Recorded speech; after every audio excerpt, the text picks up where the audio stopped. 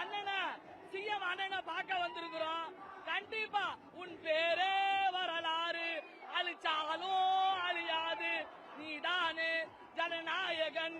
எங்க வருங்காலத்தை டிசைட் பண்ண வந்த எங்க முதல்வர்.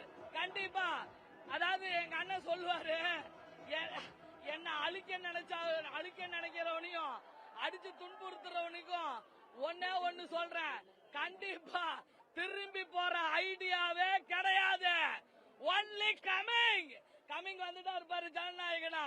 இன்னும் 5 வருஷத்துல பாருங்க, நில நடுங்கும், கொலை நடுங்கும், கொலைகார பயிலுக்கெல்லாம் நில நடுங்கும் மாதிரி அப்படி செஞ்சு விடுவாரு.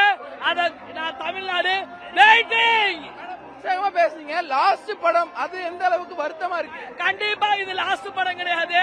ஏன்னா நானே சிவன் 1000 கோடி இந்த படம் அடிச்சு 2வது படத்துக்கு சிஎம்மா இருக்கிறப்பயே நடிப்பாரு.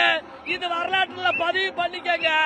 அந்த படம் வர வருமானத்தை நாட்டு மக்களுக்கு செலவழிப்பாரு. அந்த அளவுக்கு அவர் மேல ஒரு ஈடுபாடு பிரியம் இருக்கு. எப்பையில இருந்து நீங்க அவரோட ரசிகரா இருந்துட்டு இருக்கீங்க?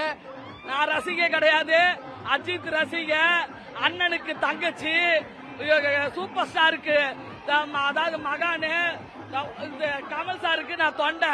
இதை எல்லா இடத்துலயும் பதிவு பண்ணிருக்கேன். கண்டிப்பா அண்ணன் 30 படம் ஜூனியர் ஆர்டிஸ்ட் அண்ணன் கூட பழகிருக்கேன். ஏன்னா நானும் ஒரு ஆர்டிஸ்ட் தான். அதனால அவரோட நல்லது கெட்டது எல்லா விஷயமே எனக்கு தெரியும். கண்டிப்பா அவரு நல்லது மட்டும்தான் செய்ய வந்திருக்காரு. ஒரு தவறு செய்தால் அதை தெரிந்து செய்தால் அவன் தேவன் என்றாலும் விட மாட்டார். கண்டிப்பா அதுக்குண்டான தண்டனைய கொடுப்பாரு. நீங்க எல்லாம் தமிழ்நாட வெயிட் பண்ணி தான் பார்க்கணும். 70-80 நாள்லயே ஜனநாயகன் வந்திருக்கான். இனிமே இந்த ஜனநாயகத்தை ஆள பிறந்தவன் என்ன பண்ண போறான்றத நீங்க தமிழ்நாடு வெயிட் பண்ணி பாருங்க. அதற்கு முன்னாடி வர ரூமர்களை நம்பாதீங்க.